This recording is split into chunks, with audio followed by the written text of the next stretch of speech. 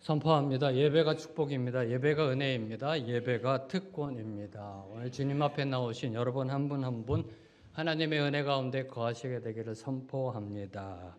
먼저 감사한 것은 우리 예은 자매가 함께 예배드리게 됐어요. 또 이렇게 바쁜 가운데도 또 함께 예배드린 우리 예은 자매 위하여 한번 축복의 박수, 격려의 박수. 네, 고맙습니다. 네.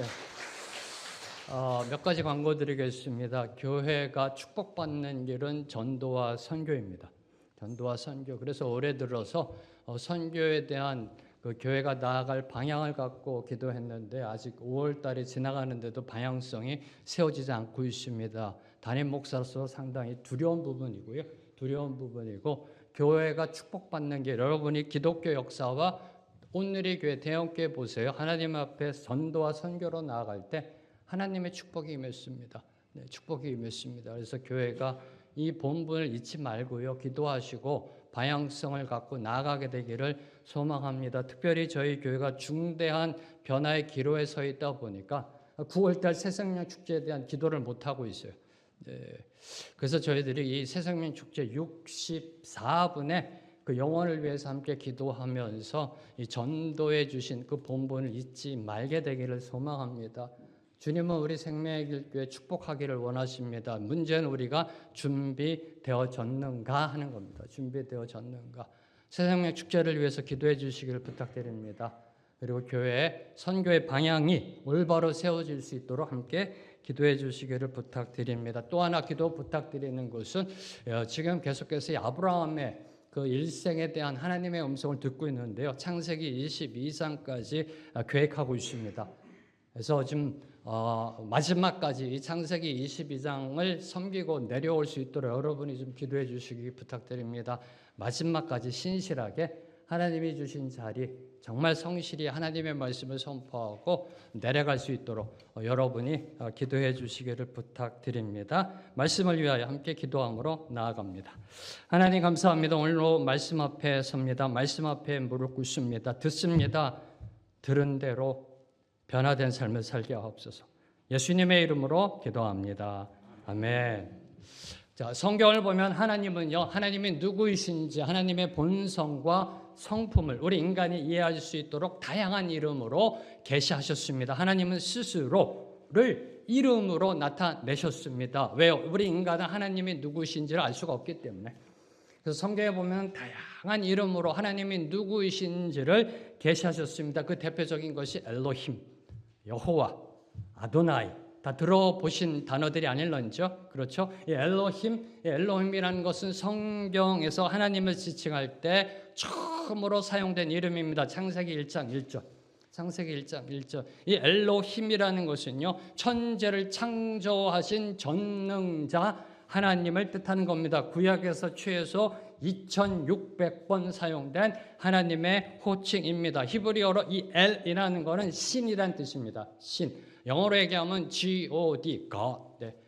특별히 대한민국, 한국 성경에는 이거를 하나님이라는 특별 명사로 번역을 해서 그렇지 그냥 신이라는 뜻입니다. 신.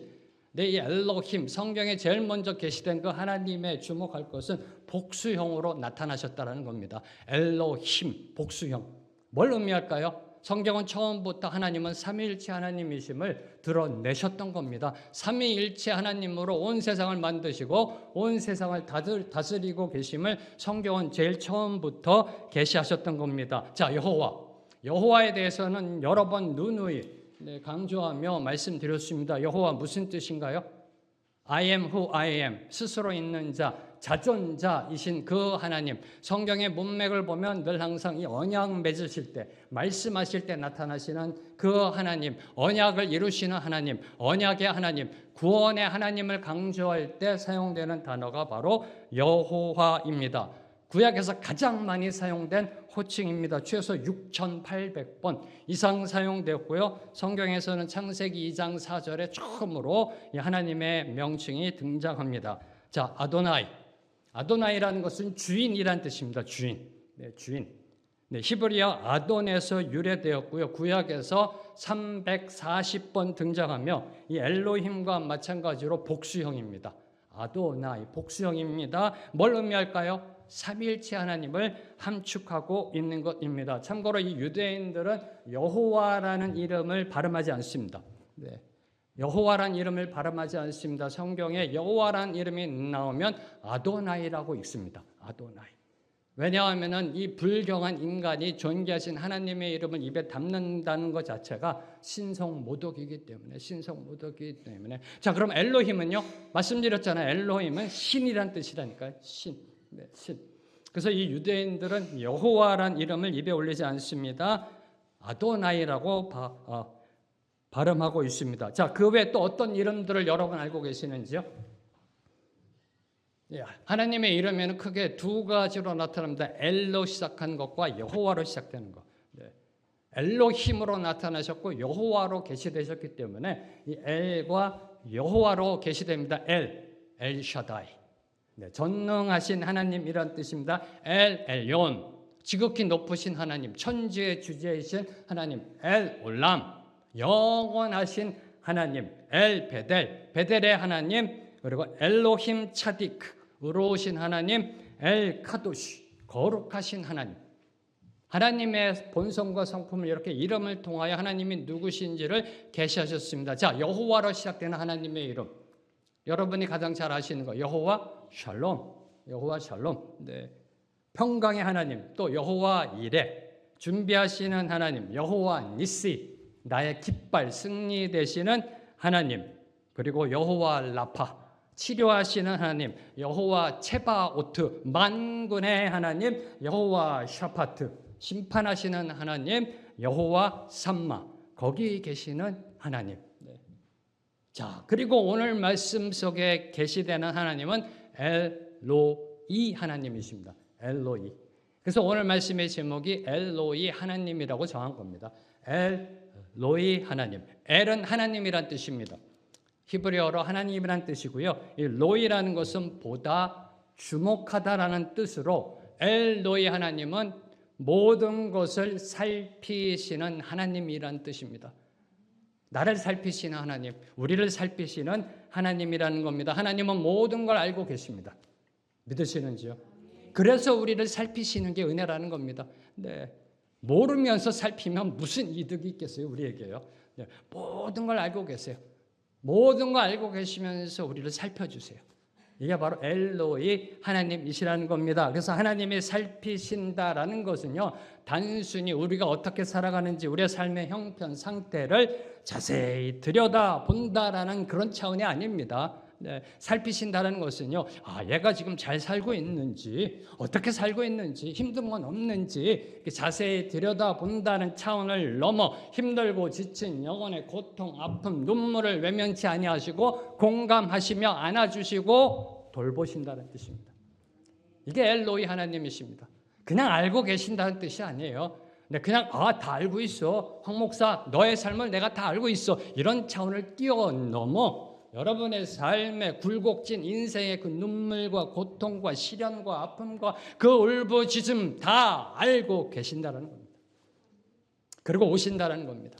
안아주신다는 겁니다. 공감하신다는 겁니다. 돌보신다는 겁니다. 이게 엘로이 하나님이십니다. 자, 오늘 말씀은요, 아브라함의 여종 하갈이 사라의 학대를 피해 도망치는 가운데 여호와의 사자를 만나는 장면으로 시작합니다. 7절 말씀 함께 읽습니다. 시작. 여호와의 사자가 광야의 샘물 곁 곧 술길 샘 곁에서 그를 만나. 여호와의 사자가 광야의 샘물 곁 곧 술길 샘 곁에서 그를 만나. 여호와의 사자가 하갈에게 나타난 곳은 술길 샘 곁입니다. 성경은요, 늘 항상 이렇게 지명을 나타낼 때 다 그 이유가 있습니다. 그냥 여호와의 사자가 광야에서 하갈을 만났다 하면 되잖아요. 굳이 술길 샘 곁이라는 그 지명까지 분명하게 기록하고 있는 것은요, 그 이유가 있습니다. 이 술길이라는 것은요, 부엘셰바, 이스라엘의 남쪽 지역이죠. 네게브, 이 남쪽 광야로 가는 그 부엘셰바에서 애굽으로 내려가는 지름길입니다. 지름길. 그 당시 카라반, 대상이죠. 상단들의 이동 경로입니다. 무역로입니다. 뭘 의미할까요? 하갈은 지금 사례로부터 학대받고 상처난 마음을 품은 채 고향 애굽으로 내려가고 있었던 걸 보여주는 게 술길샘이라는 단어가 주고 있는 겁니다. 네. 저쪽에 하란 쪽이 아니고요. 네. 갈대아 우르 쪽이 아니고요. 북쪽이 아니고 남쪽 애굽으로 가고 있었다는 겁니다. 자신의 고향인 애굽으로 내려가고 있었다라는 것입니다. 그러던 중 여호와의 사자를 만나게 되었음을 오늘 말씀은 기록하고 있습니다. 여기서 먼저 주목하는 것, 하갈이 여호와의 사자를 찾아간 것이 아니라는 겁니다. 하갈이 여호와의 사자가 하갈을 찾아왔다라는 사실입니다. 하갈이 억울해서. 인간은 늘 항상 자신의 잘못을 모르고 당한 그 아픔만을 기억합니다. 얼마나 억울하겠어요. 네, 하갈 입장도 저는 공감이 일어납니다. 네, 학대받고요. 네, 누가 대리 뭐 하겠다고 그랬나? 그렇죠? 누가 뭐 처벌로 들어가겠다고 그랬어요? 네, 근데 학대받습니다. 근데 본인이 무시하고 멸시한 건 잊어버린 인간은요. 네, 아마 원통했을 겁니다. 억울했을 겁니다.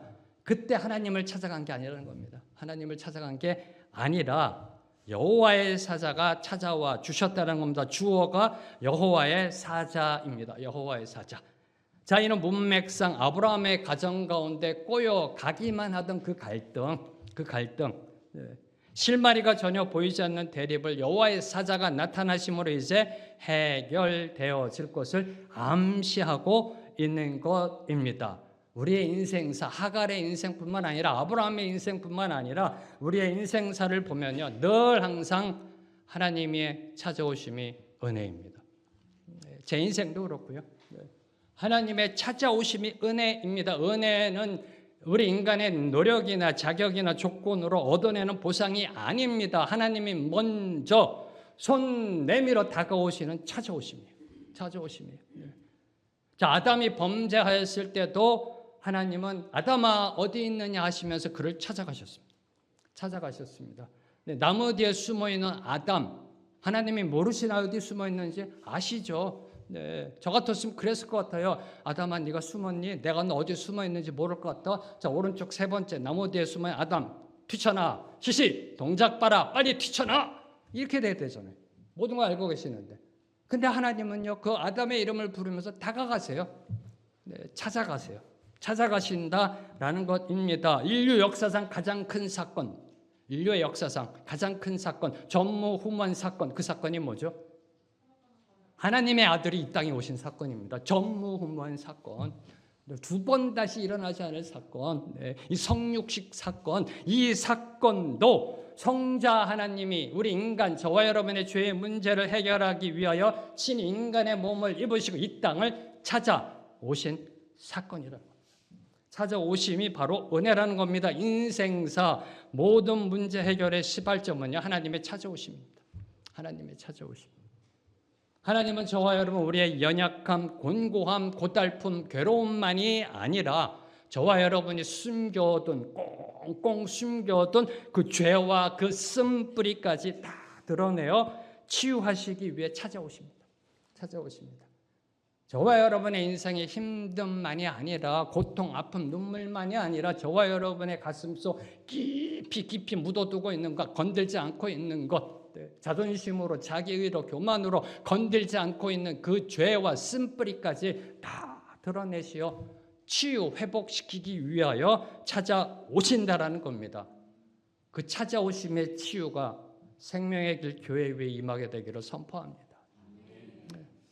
하나님의 만지심으로 내가 나를 보게 되기를 기도합니다. 그래야 축복받습니다. 내가 얼마나 형편없는지, 여러분 잘나셨는지요? 여러분 의인이신지요? 말로는 아니라고 그러잖아요. 아니잖아요. 성경도 그럽니다. 의인은 없다. 여러분 의인이신지요? 그러면 뒤집어 말하면 여러분 정말 형편없다라는 겁니다. 여러분 정말 못됐다라는 겁니다. 우리는 못났다라는 겁니다. 이걸 봐야 돼요. 하나님의 찾아오심에 만지심이 임해야 된다는 겁니다. 내가 나를 봐야 돼요. 오늘 만약에 하갈이요, 하나님의 그 터치를 몰랐다면, 못 들었다면, 그리고 듣더라도 순종하지 않았다면 어떻게 됐을까요? 근데 감사하게도 순종합니다. 그런데 돌아가서 본질적인 변화가 안 일어났어요. 그래서 결국은 나중에 쫓겨나게 됩니다. 물론 그에 대한 하나님의 예언이 오늘 말씀 속에 주어지지만 네. 이 본질적인 변화가 일어나야 된다는 거예요. 일어나야 된다는 겁니다. 오늘 하갈이요, 여호와의 사자로 오신 하나님의 음성을 들었어요. 하나님의 터치를 경험했어요. 그리고 그 말씀에 감동받았어요. 그리고 오늘 말씀 끝에 보면 돌아갑니다. 네. 그 사례의 여종으로 그 자리로 돌아갑니다. 얼마나 귀해요. 그런데 돌아가서 본질적인 변화가 또 일어나지 못했어요. 결국. 네. 하나님은 오늘도 저와 여러분을 향해 찾아오셔서 문을 녹화하고 계십니다. 생명의 길 교회 문을 녹화하고 계십니다. 두드리고 계십니다. 네. 저와 여러분의 준비되어져 있는가가 그 하나님의 축복을 받을 수 있는가? 라는 그런 질문을 던지게 되는 겁니다. 자, 그러면 여호와의 사자는 누구인가요? 여호와의 사자는 누구인가? 네. 여기서 이 사자로 번역된 원어는요, 하나님의 메시지를 인간에게 전하는 자라는 의미입니다. 이 문자적 의미, 하나님의 말씀, 하나님의 메시지를 인간에게 전하는 자라는 의미로 처음에는요, 성경을 보면 여호와의 사자가 나타났을 때 사람의 모습으로 나타납니다. 여러분 성경을 보세요. 그런데 후에는 그 여호와의 사자를 만난 사람은 꼭 뭐라고 그러냐면은 하나님이다라고 고백해요. 하나님으로 깨달아집니다. 야곱도 그랬고요. 네. 기도원도 그랬고요. 네. 성경을 보면요, 여호와의 사자가 나타났다 그럽니다. 인간의 모습으로 나타납니다. 근데 후에는 하나님으로 깨달아지는 경우가 대부분입니다. 특별히 더욱이 오늘 말씀처럼 여호와의 사자가 단수로 사용될 때 인간의 형태로 나타나신 하나님을 의미합니다. 오늘 말씀 7절 여호와의 사자가 나타났다 되어 있습니다. 13절 하갈이 뭐라고 고백하고 있나요? 하갈이 자기에게 이르신 누구의 이름? 여호와의 이름. 여호와의 사자의 이름이 아니라 여호와의 이름. 네. 하나님을 의미하고 있는 겁니다. 바로 이 여호와의 사자가요, 제2위 성자 하나님, 네. 삼위일체 하나님. 성경은 창세기 1장 1절부터 선포합니다. 삼위일체 하나님. 네. 삼위일체 하나님. 그 삼위일체 하나님의 제2격 성자 하나님. 저와 여러분이 예수라 알고 있는 그분. 네. 나중에 예수란 이름으로 이 세상에 오시기 전에 인간에게 자신의 모습을 드러내 보이신 하나님의 아들 그리스도, 이분이 바로 여호와의 사자입니다. 여호와의 사자. 네. 별로 믿는 얼굴들이 아니세요, 이렇게요? 네, 믿으려 하지도 않으시고요, 이렇게요. 네, 증명하겠습니다. 사사기를 보면 여호와의 사자가 마노아라는 사람에게 나타납니다. 마노아. 네, 그 사람에게 나타나서 이렇게 얘기합니다. 네가 장차 아들을 낳을 것이다. 그 아들의 이름은 삼손이다. 네, 삼손. 삼손의 아버지가 마노아였구나. 네, 마노아까지는 그게 누군지 모르셨는데, 그죠? 네.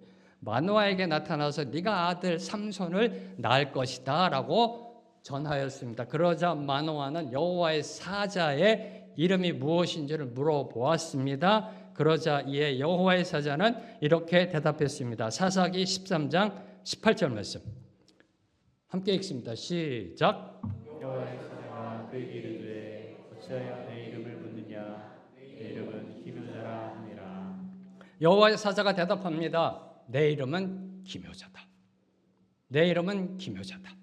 여호와 사자의 이름은 기묘자입니다. 그 기묘자가 바로 앞으로 이 땅에 오실 하나님의 아들 메시아 예수 그리스도이심을 선지자 이사야는 성령의 감동하심으로 선포하였습니다. 예언하였습니다. 이사야 9장 6절 말씀 함께 읽습니다. 시작. 이는 한 아기가 우리에게 낳고 한 아들을 우리에게 주신 바 되었는데 그의 어깨에는 정사를 메었고 그의 이름은 기묘자라 노사라 전능하신 하나님이라 영존하시는 아버지라 평강의 왕이라 할 것입니다. 이사야 7장 14절 성령의 감동하심으로 이사야 선지자는 선포합니다. 보라 처녀가 잉태하여 아들을 낳으리니 그의 이름을 임마누엘이라 하리라. 놀라운 선포가 이루어진 겁니다. 주님이 오시기 700년 전에. 네. 예수 그리스도의 동정녀 탄생의 예언이 계시된 거예요. 놀라는 척이라도 좀 하셔야 돼요, 이건요. 네. 이 정말 놀라운 예언이 선포됩니다. 이사야 7장 14절에 그리고 이어서 9장 6절에 그 아이가 태어났대요. 보라 처녀가 잉타여 아이를 낳으리 그의 이름을 임마누엘이라 하리라. 그 아이가 태어났다. 그 아이의 이름이 무엇이냐? 기묘자라는 겁니다. 기묘자. 네. 예수 그리스도 그분이 바로 기묘자라는 겁니다. 네. 그 기묘자 성자 하나님 그리스도가요. 오늘 지금 저와 여러분 안에 계세요. 저와 여러분 안에 계세요. 찾아오시는 것이 아니야. 아예 우리 안에 거하시고 계세요. 이게 얼마나 큰 은혜. 이게 얼마나 큰 은혜. 예수님을 구주로 영접한 순간 하나님의 영 성령께서 우리 안에 영원히 거주하십니다.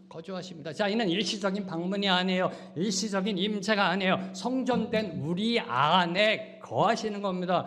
영원히 거하시는 것입니다. 어제 말씀 속 큐티 고린도전서 사도 바울께서 선포하잖아요. 우리는 하나님의 성전이다라고. 성전된 우리 안에 영원히 사시는 것입니다. 누가요? 기묘자가 여호와의 사자가 우리 안에 영원히 사시는 것입니다. 이게 기독교 신앙의 핵심입니다. 이게 기독교 신앙의 핵심이자 가장 놀라운 신비예요. 가장 놀라운 신비. 아니 인생의 최고의 축복입니다. 인생의 최고의 축복이에요. 네. 하나님이, 예수님이, 성령님이 우리 안에 거하신다. 이거는 지고한 은총입니다. 그 어느 누구도 누리지 못하는 하나님의 은총입니다. 주님을 영접하면 내가 그리스도 안에, 그리스도가 내 안에 거하시게 됩니다. 누가요? 누가요? 여러분이 주님과 하나 된다는 겁니다. 하나 된다는 겁니다. 네. 이 정체성을 잊어버리시면 안 된다는 거예요. 이게 안타까운 거예요. 이 정체성을 늘 항상 생각하면서 그 정체성답게 살아가려고 하는 몸부림과 이 발버둥이 있어야 된다는 거예요. 이걸 놓치고 살아요. 이걸 그냥 잊어버리고 살 때가 많아요. 그냥 황제명으로, 그냥 세상 이름으로 살아갈 때가 너무나 많다는 겁니다. 얼마나 큰 축복이 나에게 주어졌는지를요 깨닫지 못해. 감사가 없어요. 그냥 그렇게 살아요. 이 어마어마한 축복이 주어졌다니까요. 오늘 말씀 속 하갈을 이 여호와의 사자가 찾아옴으로 인하여 하갈 인생에 있어서 터닝 포인트가 일어납니다. 물론 본질적인 변화로 나가지 못했습니다만은 터닝 포인트가 일어납니다. 그런데 그분이 우리 안에 거하신다라니까요. 아까도 말씀드렸잖아요. 이거는 우리 인간에게 가장 놀라운 축복이라고, 가장 큰 축복이라고. 그 축복이 우리 안에 주어졌습니다. 저와 여러분이 하나님과 하나 되었습니다. 그리스도가 내 안에, 내가 그리스도 안에 삶의 모든 순간에 주님의 보호하심을 경험하게 됩니다. 주님의 이끄심을 경험하게 됩니다. 이 얼마나 놀라운 축복이에요. 하나님의 자녀가 되는 권세를 받아 심판에 이르지 않고 영원한 생명을 누리게 됐습니다. 이보다 더 복된 인생 있나요? 이보다 더 복된 인생 있나요? 요새 삼성전자 하이닉스로 대박 터지셨는지요? 그 인생 비교될 게 아닙니다. 이거는 아니에요. 여러분의 원금 대비 10배 올랐나요? 그거 갖고 비교할 수 있는 복이 아니에요. 이거는요. 이보다 더 복된 인생이 어디 있을런지요. 이 복을 받은 사람이 저와 여러분입니다. 하갈을 찾아오신 여호와의 사자는 이제 그녀에게 질문합니다. 8절 말씀 함께 읽습니다. 시작. 이르되 사례의 여종 하갈아 내가 어디서 왔으며 어디로 가느냐. 그가 이르되 나는 내 여주인 사례를 피하여 도망하나이다. 여호와 사자의 질문은 이렇게 시작합니다. 사라의 여종 하갈아. 어떻게 들리세요? 어떤 의미를 담고 있나요? 늘 항상 첫 시작이 중요합니다. 그렇죠? 여러분도 어떤 사람과 대화할 때 늘 항상 첫 단어를 어떻게 시작할까 고민 많이 하시잖아요. 그렇죠? 이걸 어떻게 시작할까 고민하면서 그렇잖아요. 여호와의 사자가 하갈을 찾아와서 첫 던지는 그 말씀 구절이 사라의 여종 하갈아. 자, 우선 먼저 하갈에게 하나님을 믿는 믿음이 있었으면 암시합니다. 그렇죠? 하나님을 믿는 믿음이 있었어요. 아브라함 집에 거하면서 비록 애굽 출신이었지만 이방인 출신이었었지만은 네, 이 아브라함 집에 있으면서 하나님을 믿는 사람이 됐어요. 하나님을 믿는 믿음이 있었음을 암시합니다. 그리고 무엇보다도 하나님이 그녀의 이름을 알고 계셨다라는 사실이에요. 알고 계셨다라는 사실이에요. 예. 이렇게 하지 않으셨어요. 어이, 거기 있는 처녀 일로 와봐. 가만있어 봐. 이름이 뭐더라? 아니, 가브리엘 이름이 뭐였지? 이게 아니라는 거예요. 이게 아니라는 거예요. 네, 네. 아이고, 내가 한두 명을 창조했냐? 야 모르겠네. 야, 미가엘 그 저기 사람 인명 명부 좀 갖고 와봐. 너 몇 년생이지? 그래. 하갈이었구나. 이게 아니라는 거예요. 이게 아니라는 거예요. 네. 하나님은 그녀의 이름을 알고 계셨음을 보여주고 있는 것입니다. 하갈이 누구인가요? 여종입니다. 여종, 노예입니다. 천한 신분입니다. 그것도 이방인이에요. 이방인. 네. 이방인 노예였지만 하나님은 그녀의 이름을 알고 계셨습니다. 기억하고 계셨습니다. 그리고 그녀의 이름을 불러주셨다는 사실이. 불러주셨다는 사실이. 이 부분이 중요해요. 이 부분이 중요해요. 늘 항상 하나님의 찾아오심의 은혜는 늘 항상 이 은혜가 있어요. 이름을 부른다라는 것은요, 상대방을 마음에 두고 있다는 뜻이에요. 두고 있다는 뜻이에요. 여러분이 화가 나고요. 여러분의 어떤 관계에 있어서 문제가 생겨 이름 부르나요? 그 사람, 그분. 네, 네. 그러다 이제 좀 더 F 워드도 들어가잖아요. 그 베이비, 이렇게요. 네. 이름을 부른다라는 것은요, 상대방을 마음에 두고 있다라는 뜻입니다. 인격적 존재로 인정한다라는 뜻입니다. 특히 하나님이 이름을 부른다라는 거, 이 차원을 뛰어넘습니다. 하나님이 창조주가 인간의 이름을 부른다라는 것은요, 단순한 호칭이 아니에요. 단순히 마음에 두고 있다는 뜻이 아니에요. 너는 내 것이다라는 선포예요. 이름을 부른다는 것은요, 너는 내 것이다라는 사랑과 책임의 표현이 바로 이름을 부르신다라는 거. 누가요? 하나님. 하나님이 이름을 부르신다는 거는요, 너는 내 거야. 너는 내 소유야. 라는 그러한 표현인 겁니다. 그래서 하나님이 저와 여러분의 이름을 불러주실 때요, 눈물이 나는 겁니다. 눈물이 나는 거예요. 그냥 나도 모르게 그냥 눈물이 나요. 네. 기도하는 가운데 재명아, 황 목사 수고 많았어. 힘들지? 그냥 눈물이 나요. 그냥 눈물이 나는 거예요. 네. 절망 가운데서 소망을 갖게 됩니다. 다시 일어날 힘을 얻게 되는 거예요. 예. 이게 하나님이 이름 불러주신다라는, 이게 하나님의 이름 불러주신다라는 겁니다. 이렇게 다가가신 거예요, 하갈에게. 아마 이때 하갈은요, 마음이 울컥했을 거예요. 어쩌면 눈물을 보였을지도 몰라요. 사라의 요정 하갈아. 아마 이 눈물이요, 네, 이 감격을 받았을 겁니다. 기억하십시오. 하나님이 내 이름을 기억하고 불러주신다는 사실은 내가 얼마나 귀한 존재인지를 보여주는 증거예요. 하나님의 사랑 안에 살고 있다는 가장 강력한 증거예요. 하나님이 내 이름을 불러주신다는 거. 내가 비록 천한 노예라 할지라도, 이 세상이 거들떠 보지도 않는 낮고 천한 신분이라 할지라도 하나님은 저와 여러분의 이름을 기억하고 계십니다. 그 날마다 부르고 계십니다. 다음으로 주목하는 것, 이 여호와 사자의 질문, 네가 어디서 왔으며 어디로 가느냐라는 질문을 던졌습니다. 사라의 여정 하갈아, 네가 어디서 왔으며 어디로 가고 있느냐라는 질문을 던지고 있습니다. 네가 어디서 왔느냐라는 것은 과거에 대한 질문입니다. 그렇죠? 그리고 어디로 가느냐는 미래에 대한 질문입니다. 그렇죠? 네. 즉 인생에 대해서 묻고 있는 겁니다.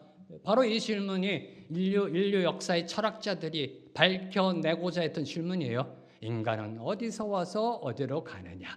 그래서 철학이 태어났고 종교가 나타난 겁니다. 네. 인간 본연의 질문이에요. 네. 어디서 와서 어디로 가느냐. 이에 하갈은 이렇게 대답합니다.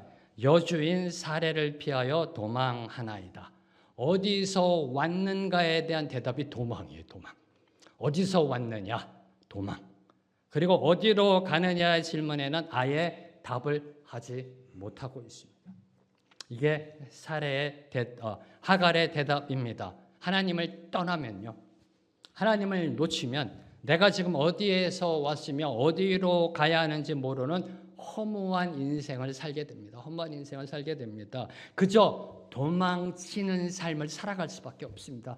현실 도피, 회피, 표류의 인생을 살아갈 수밖에 없음을 보여주고 있는 겁니다. 하나님을 놓치면, 말씀을 놓치면, 말씀대로 살지 못하면, 하나님을 떠나면, 그런 인생을 살아갈 수밖에 없음을 보여주는 게 바로 하갈의 대답입니다. 자, 보세요. 하나님은요, 이방 여인, 그것도 애굽 종 하갈을 믿음의 아브라함 집으로 불러 주셨습니다. 하나님의 섭리입니다. 그 씨를 주셨습니다. 그런데 하갈은 그것이 얼마나 큰 축복인 줄 모르고 세상으로 도망치고 있었던 겁니다. 세상으로. 하나님의 종 아브라함의 장막에 머물렀던 그 축복된 과거를 뒤로하고 우상과 죄악이 범람하는 애굽에서 미래를 맞이하려고 했던 겁니다. 지금 애굽으로 내려가고 있잖아요. 애굽으로 내려가고 있잖아요. 그래서 하나님이 나타나신 겁니다. 그래서 하나님이 나타나신 겁니다. 하나님은 하갈이 돌이킬 수 있도록 친히 찾아오셔서 질문을 던지셨던 것입니다. 이 하나님의 질문 중에 특히 저와 여러분이 놓치지 말아야 될 것, 주목해야 될 것, 어디라는 단어가 2번 반복 강조되었다는 겁니다. 어디서 왔느냐, 어디로 가느냐. 이 어디, 성경을 잘 보세요. 이 어디라는 이 질문은요, 죄악된 인간에게, 타락한 본성을 가진 인간에게 회개와 자복의 성찰을 촉구하는 하나님의 대표적인 방법 중에 하나입니다. 성경을 잘 보세요. 하나님이 죄악된 우리 인간을 향해 회개하라, 자복하라, 각성하라 라는 메시지를 전할 때 사용하시는 단어 중에 하나가 어디라는 단어입니다. 어디라는 단어. 자, 선악과를 따먹고 하나님이 두려워 숨었던 아담에게 하나님은 찾아가셔서 뭐라고 말씀하셨나요? 네가 어디 있느냐. 아까도 말씀드렸잖아요. 몰라서 하시는 질문이 아니라니까요. 어디 있느냐라고 물으셨습니다. 네가 왜 거기 있느냐라는 질문입니다. 어디 있느냐라. 그리고 동생 아벨을 죽인 가인을 향해서도 뭐라고 말씀하셨나요? 내 아우 아벨이 어디 있느냐. 몰라서 물으신 거예요. 내 아우 아벨이 어디 있느냐라고 물으셨습니다. 그리고 오늘 말씀 속 아브라함의 아이를 임신했다고 자신의 여주인인 사례를 무시하고 멸시한 하갈에게 동일한 질문을 던지고 계시는 것입니다. 동일한 질문을. 어디서 왔으면 어디로 가느냐? 네가 왜 지금 여기 있느냐? 동일한 질문을 지금 하갈에게 던지고 있는 겁니다. 하나님은 오늘도 우리를 향하여 질문합니다. 넌 어디서 왔으며 어디로 가고 있는가? 이 질문은요, 우리 인간 본연에게 주어지는 하나님의 질문이자 역사적인 질문이에요. 세상적 질문이기도 합니다. 철학적 질문이기도 합니다. 여러분 어디서 왔으며 어디로 가고 있는지 아시는지요? 지금 어디를 향해 나아가고 계시는지요? 하나님은 오늘 우리가 자복하고 각성하여 있어야 할 곳으로 돌이키라라고 말씀하고 계십니다. 돌이키라.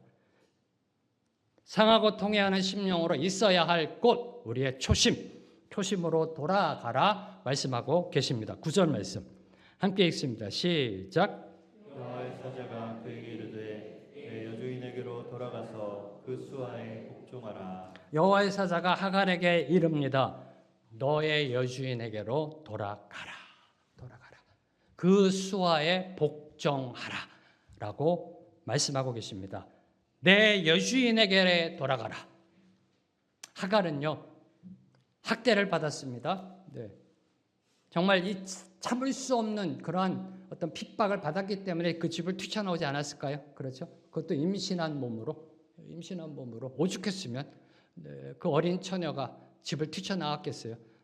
그 사례의 그 학대도요, 가히 저희가 생각해 볼 만한 그런 학대였을 것 같습니다. 그렇잖아요. 뛰쳐나왔어요. 그런데 여호와의 사자가 명령합니다. 돌아가라. 사례에게로 돌아가라. 여러분 같으면 어떻게 대답하시겠습니까? Yes, sir! 하시겠어요? 쉽지 않죠? 죽기보다도 싫지 않으세요? 내가 왜 뛰쳐나왔는데 거기서 그걸 다시 들어가라고 거기에 아이고 하나님 말도 안 되는 소리. 제가 잘못 들었나요? 하나님 상황을 잘 모르세요? 제가 다시 설명해 드릴까요? 내가 원해서 대리모가 됐나요? 내가 원해서 첩이 된다고 그랬나요? 지들이 나를 갖다가 첩시켜 놓고 왜 나를 갖다 학대하냐고요. 멸시했다는 건 싹 잊어버려요. 인간은요. 네. 그 나름대로 논리가 있어요. 나름대로요. 합리성이 있어요. 네. 그런데 이야기합니다. 돌아가라. 여러분 같으면 돌아갈 수 있으세요. 네, 저는 이 부분은 정말 오랫동안 묵상했습니다. 죽기보다도 싫은 명령이 이거는 따르기 싫은 명령입니다. 네.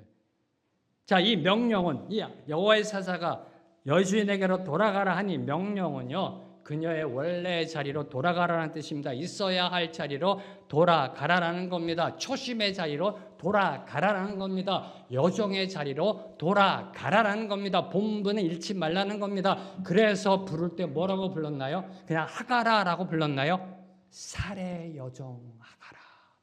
살해 여종 하가라. 본분을 잊지 말라. 본분을 잊지 말라. 선을 넘지 말라라는 겁니다. 선을 넘지 말라. 늘 항상 인간이 범하는 실수 중에 하나가 늘 항상 이 선을 넘잖아요. 조금 있으면, 조금 높아지면, 조금 더 가지면 이 선을 늘 넘으려고 그래 인간이. 늘 넘으려고 그래. 그래서 어떻게 보면요, 없고요, 힘들고 어려운 게 축복일 수도 있어요. 왜요? 넘을 수가 없거든요. 그냥 그 자리에서 엎드릴 수밖에 없으니까. 그래서 돌아가라라고 말씀하고 있는 겁니다. 초심으로 돌아가는 겁니다. 그 본분의 자리로 돌아가라는 겁니다. 여종의 자리로 돌아가 자신을 낮추라는 말씀입니다. 자신을 낮추라는 말씀입니다. 아브라함의 아이를 배웠다고 고개 들고 콧대 높이지 말고 너는 여종이야. 낮추라는 말씀이에요. 살해를 멸시하고 무시했던 죄를 가서 회개하라는 겁니다. 용서를 빌라라는 뜻입니다. 네. 특히 그 수하에 복종하라. 그 수하에 복종하라는 것은요, 무슨 군대 용어가 아닙니다. 이게 무시무시한 어떤 그 복종하라는 그런 의미가 아니고요, 단순히 주인에게 굴복하라는 의미가 아니라 비록 고통스러운 환경일지라도 하나님이 가라 하신 그 자리, 허락하신 그 인생의 자리를 피하지 말고 하나님의 훈련 받으라는 의미입니다. 하나님의 훈련을 받으라는 의미입니다. 하나님의 때를 기다리는 순종의 자리로 복귀하라는 그런 의미입니다. 그 수하에 복종하라는 것은요. 다시 말해 이 하나님의 명령은요. 내 여주인에게로 돌아와서 그 수하에 복종하라는 이 하나님의 명령은 단순히 고난을 참아내려는 것이 아닙니다. 힘들지, 시련과 고난이 있지. 근데 성경은 고난을 참으라고 그래. 그러니까 참어 이런 뜻이 아니에요. 네. 고난을 참아내라. 그게 믿음이다. 그게 인내다. 그걸 말씀하시는 게 아닙니다. 회복과 사명, 그리고 새로운 영적 레벨로의 이동을 위한 하나님의 섭리예요. 하나님의 섭리예요. 이 명령은요. 왜요? 감정을 쏟아냈던 그 고통의 자리는요. 하나님이 우리를 다시 빚으시고 무너진 곳을 재건하시는 현장이 되기 때문이에요. 현장이 되기 때문이에요. 네. 저와 여러분이 보통의 삶, 평범한 삶을 살 때는 이런 역사가 안 일어나요. 그냥 다 모든 게 뭐 만사 오케이 그냥 흘러가니까. 근데 어려움이 닥치고 시련이 있고요, 힘듦이 있고요, 아픔이 있고 고통이 있는 그곳에서 하나님은 우리를 다시 빚으신다라는 겁니다.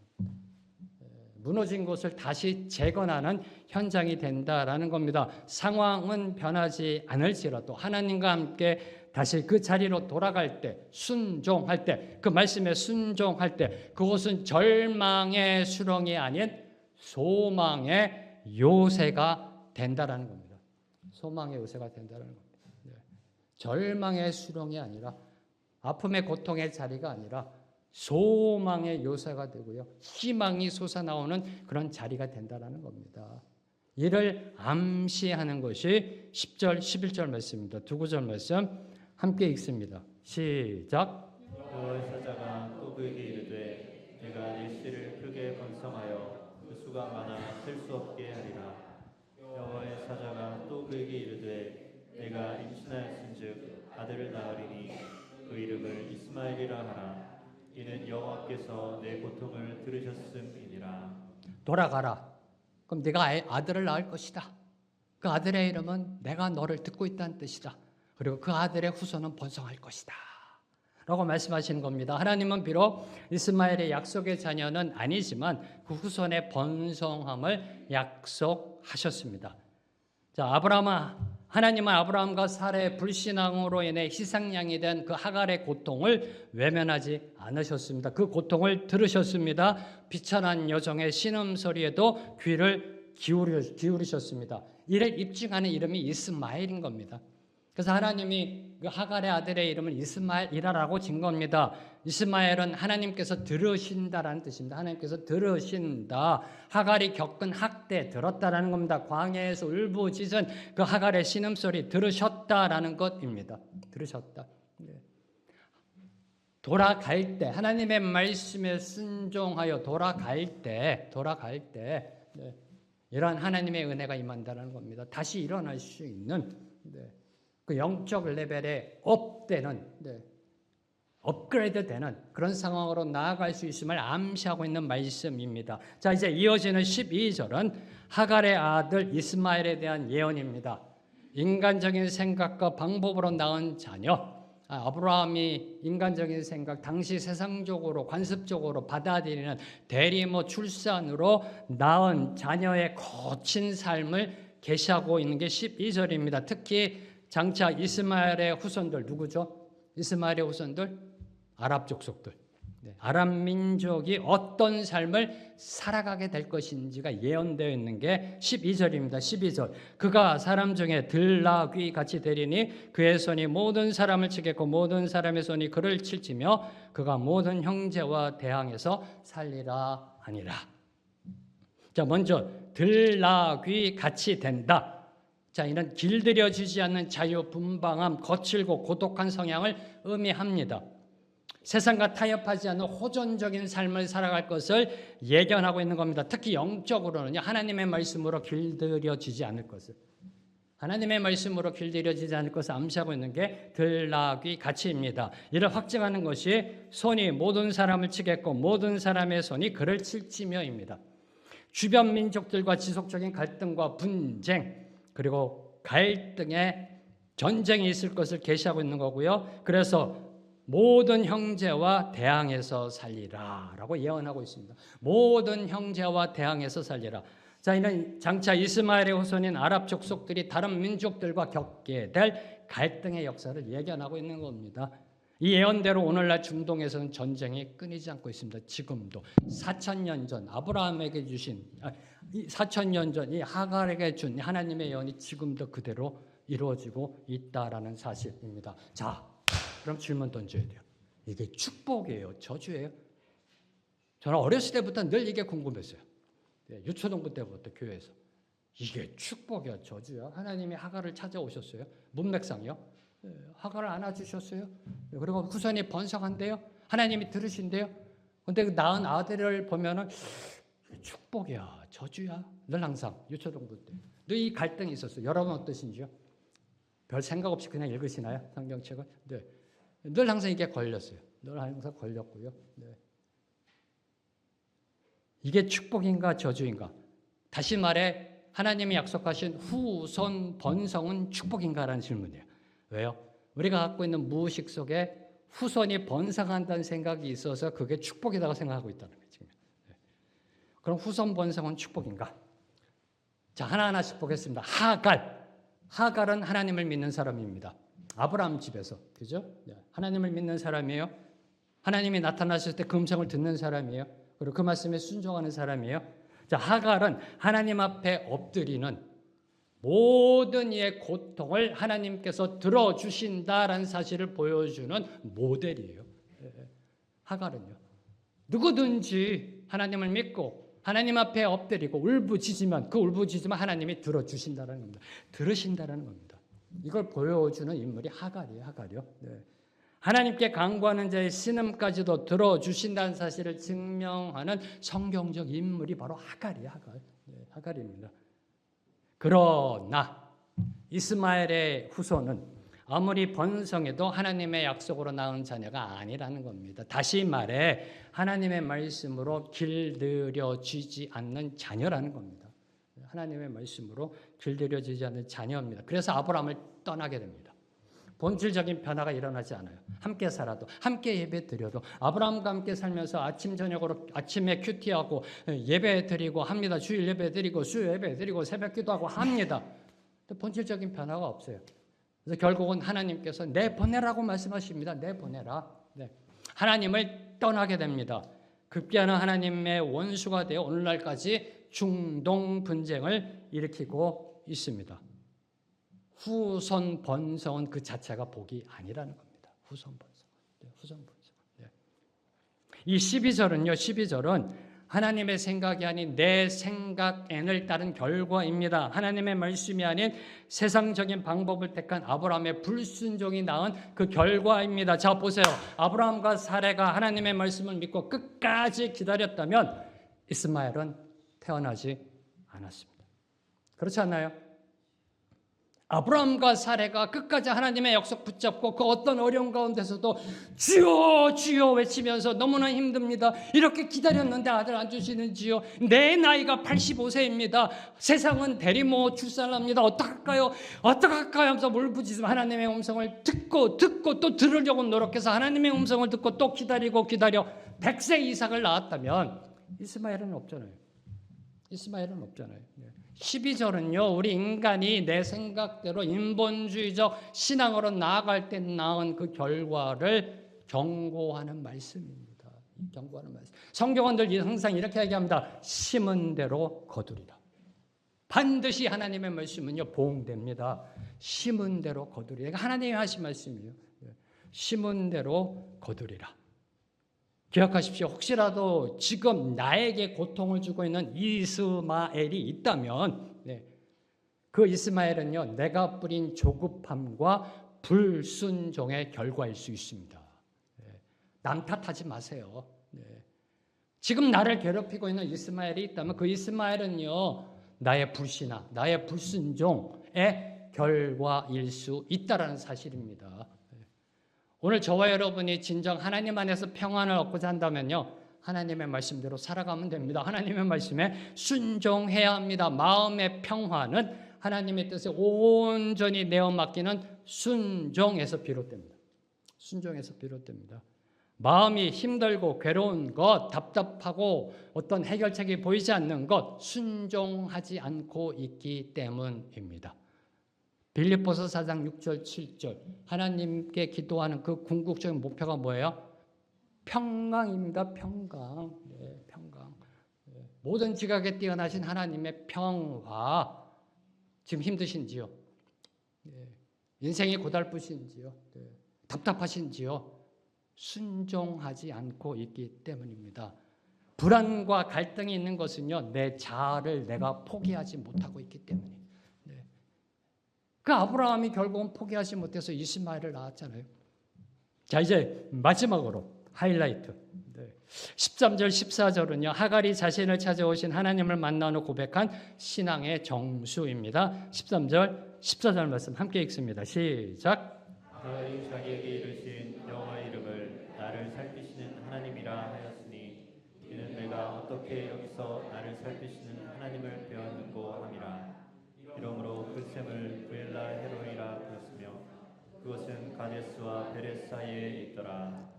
자, 여호와의 사자 성자 하나님을 만난 하갈이 고백합니다. 여호와는 나를 살피시는 하나님이시다. 여호와의 사자를 만났는데 고백합니다. 여호와는 나를 살피시는 하나님이시다. 이 여호와는 엘로이 하나님이시다. 엘로이 하나님이시다. 하갈은 광야라는 절망적인 곳에서 하나님이 자신을 눈동자처럼 살피고 계셨음을 깨달았습니다. 아무도 그녀의 속사정을 몰라주고요. 얼마나 속상해요. 어디 가서 하소연할 때도 없고 억울합니다. 정말 분합니다. 그 누구도 그녀의 편에 서지 않을 때, 아브라함도 그의 편에 서지 않을 때 하나님이 자신의 고통과 눈물을 지켜보시며 공감하고 계셨음을 깨달았습니다.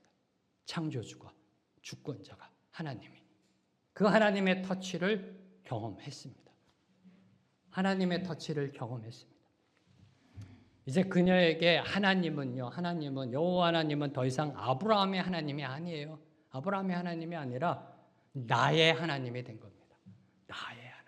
내가 경험한 하나님, 내가 체험한 하나님. 네. 그래서 엘로이 하나님이다라고 고백하고 있는 것입니다. 이 은혜를 경험해 보셨는지, 이 엘로이 하나님의 은혜를 경험해 보셨는지. 이 은혜를 경험한 시편 기자는 이렇게 고백합니다. 시편 139편 1절에서 4절 말씀. 네. 함께 읽습니다. 시작. 여호와여 주께서 나를 살펴보셨으므로 나를 아시나이다. 주께서 내가 안고 일어섬을 아시고 멀리서도 나의 생각을 밝히 아시오며 나의 모든 길과 내가 눕는 것을 살펴보셨으므로 나의 모든 행위를 익히 아시오니 여호와여 내 혀의 말을 알지 못하시는 것이 하나도 없으시니이다. 하나님은 소외된 자리, 절망의 자리, 아무도 주목하지 않는 광야, 인생의 끝자락까지도 찾아오시는 분이십니다. 그 하나님은 오늘 저와 여러분 우리 모두의 처지와 형편을 살피고 계십니다. 그 하나님의 신기척이 느껴지고 계시는지, 그 하나님의 신기척이 느껴지고 계시는지. 하나님을 체험한 하갈은 하나님을 만난 술길샘을 부엘라헬 로이라고 불렀습니다. 부엘라헬 로이라고 불렀습니다. 엘로이 하나님을 만난 그 감격이 터져 나오면서 부엘라헬 로이라고 외쳤던 겁니다. 이 삶은 나를 살피시는 살아계신 하나님의 우물이다 라고 선포하였던 겁니다. 온 세상을 향해 엘로이 하나님을 찬양했던 겁니다. 이게 부엘라헬 로이라 한 겁니다. 부엘라헬 로이는요, 도망의 자리가 은혜의 자리로 바뀐 곳이에요. 절망의 장소이자 도피의 현장 광야가 하나님의 은혜를 경험하고 약속받는 소망의 장소로 바뀐 것입니다. 부엘라헬 로이. 기억하십시오. 광야 같은 상황이 오히려 하나님을 만나는 특별한 장소가 될 수 있습니다. 인생의 막다른 골목, 아직 경험 못 해보셨는지요? 그 인생의 막다른 골목은요, 엘로이 하나님을 만나는 지점이 될 수 있다는 사실입니다. 오늘 말씀을 맺겠습니다. 살해 학대를 피해 광야로 도망친 하갈이 만난 하나님은 엘로이 하나님이십니다. 그 엘로이 하나님은요, 첫째, 찾아오시는 하나님이십니다. 찾아오시는 하나님. 학대받고 버림받은 하갈을 먼저 찾아오셔서 그녀의 이름을 불러주셨습니다. 그리고 오늘 우리 모두의 이름을 알고 기억하고 부르고 계십니다. 너는 두려워 말라. 내가 너를 구속하였고 내가 너를 지명하여 불렀나니 너는 내 것이다라고 오늘도 저와 여러분을 향해 말씀하고 계십니다. 손바닥에 여러분의 이름을 적어 놓으시고 날마다 여러분의 이름을 부르고 계십니다. 엘로이 하나님은 두 번째로 살피시는 하나님이십니다. 하나님은 아브라함과 사렘만 살피시는 하나님이 아니십니다. 이방인 노예 하갈의 인생도 살피셨습니다. 그녀의 그 신음소리까지도 살피셨습니다. 하갈의 아픔의 고통의 신음소리에도 귀 기울이신 하나님은 지금 오늘 우리 모두의 인생도 살피고 계십니다. 저와 여러분 우리 모두의 과거, 현재, 미래까지 통달하시며 늘 항상 우리를 불꽃 같은 눈으로 지켜보고 계십니다. 이 사실에 감사가 선포되는지 아니면 부담스러우신지요? 하나님이 여러분의 행동고지 하나하나 24시간 모두 다 알고 계십니다. 살피시고 계십니다. 부담스러우신지 아니면 감사하신지요? 설레고 신나는 일인지 아니면 두려우신지요? 세 번째로 엘로이 하나님은 회복시키시는 하나님이십니다. 하갈에게 다시 돌아갈 용기와 소망을 주신 하나님은요, 오늘도 우리에게 손 내밀고 계십니다. 우리가 죄와 실수로 인해 넘어지고 삶의 고통과 절망 가운데 방황할 때에도 하나님은 여전히 우리의 엘로이 하나님이십니다. 우리가 넘어져도요, 우리가 실수해도요, 우리가 절망 가운데 빠져도요, 우리가 방황해도, 우리가 표류해도요, 하나님은 우리의 엘로이 하나님이십니다. 우리가 인생길에서 지치고 고나여 매일처럼 주저앉고 싶을 때 우리를 밀어주시는 분은 엘로이 하나님이십니다. 우리가 기가 막힐 웅덩이와 수렁에서 끌어올리시고 우리의 걸음을 견고케 하시는 분은 엘로이 하나님이십니다. 우리가 오늘 여기까지 달려올 수 있었고 그리고 앞으로도 계속 달려갈 수 있는 것, 그것은 바로 나를 도우시는 엘로이 하나님의 은혜로운 손길 때문입니다. 오늘 그 엘로이 하나님을 만나는 축복이 임하게 되기를 선포합니다. 만나세요. 엘로이 하나님의 터치를 경험하세요. 하나님을 만난 여러분의 삶의 자리가 부엘 라헬 로이가 되기를 주님의 이름으로 축원합니다. 함께 찬양하며 나아갑니다. 하나님은 너를 지키시는 자.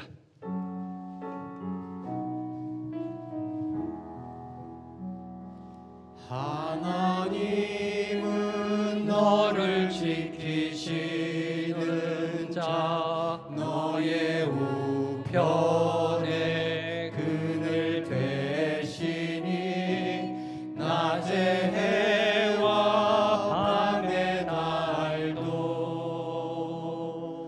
너를 해치 못하리.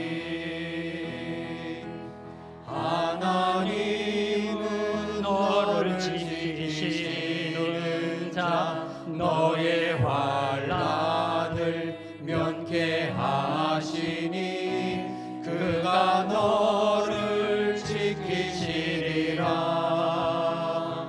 너의 출입을 지키시리라. 눈을 들어 산을 눈을 들어 산을 보아라.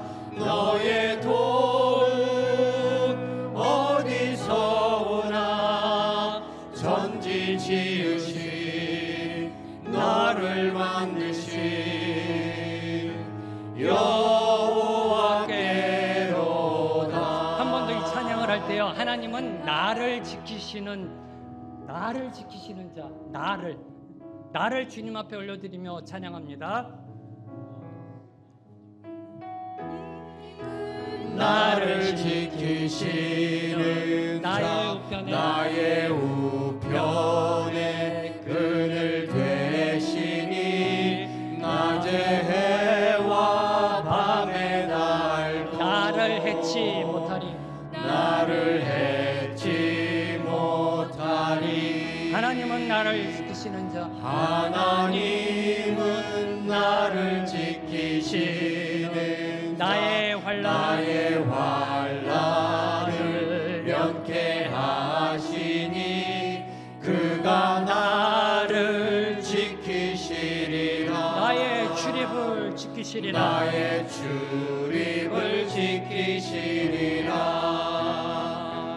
눈을 들어 산을 보아라. 나의 도움 어디서 오나. 전지 지으신 나를 만드신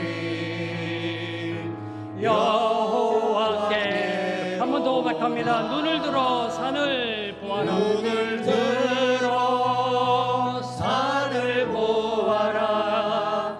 나의 도움 어디서 오나. 전지 지으신 나를 만드신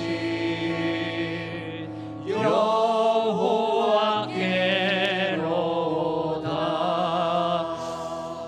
하나님 감사합니다. 나의 어떠함에도 불구하고 엘로이 하나님이 되어주심에 감사합니다. 자격 없습니다. 공로 없습니다. 그럼에도 엘로이 하나님으로 다가오시는 그 은혜 앞에 그저 무릎 꿇습니다. 오늘도 우리의 이름을 불러주시며 다가오시고 손 내미시며 안아주시는 엘로이 하나님을 찬양합니다. 주님, 우리의 삶의 자리가 부엘라의 로이가 되게 하여 주시옵소서.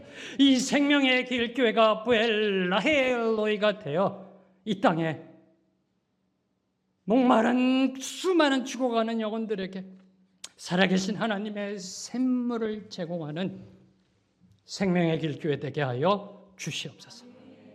예수님의 이름으로 기도합니다. 아멘. 이제 다 함께 일어나셔서 하나님 앞에 봉헌하시겠습니다.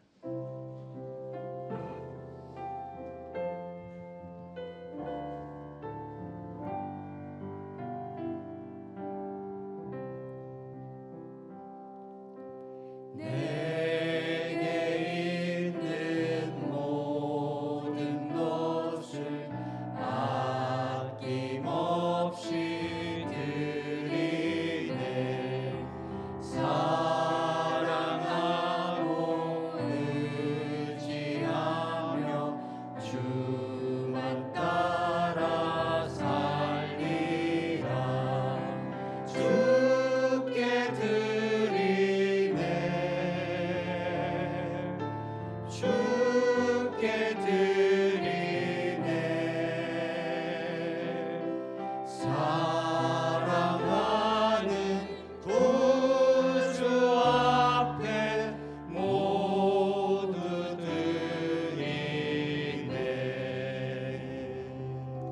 주님 찬양의 고백처럼 모두 다 주님께 드립니다. 우리의 인생도 물질도 생명도 주님께 드립니다.